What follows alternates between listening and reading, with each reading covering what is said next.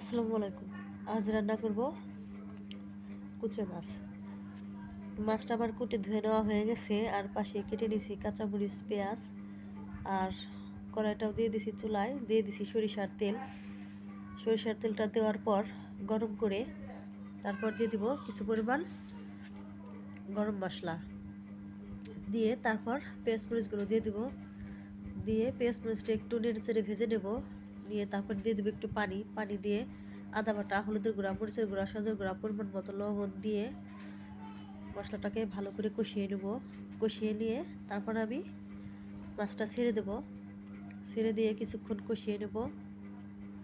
আমি আরেকটু পানি দিয়ে ভালো করে কষিয়ে নেব। তো পানি দিয়ে ভালো করে কষিয়ে নিছি। তারপর দিয়ে দিছি পরিমাণ মতো পানি। পরিমাণ মতো পানি দিয়ে ভালো করে জাল করে নেব।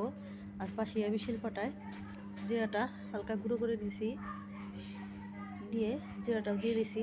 আর আমার রান্নাটাও হয়ে গেছে, আমি এখন নামিয়ে নেব। মাঝখানে কিন্তু আমি লবণটাও চেক করে নিছি। তো আমার রান্নাটা হয়ে গেছে, নামিয়ে নিছি। আপনারা ওইভাবে কুচো মাছ রান্না করে খেয়ে দেখতে পারেন। তো খোদা হাফেজ, ভালো থাকবেন।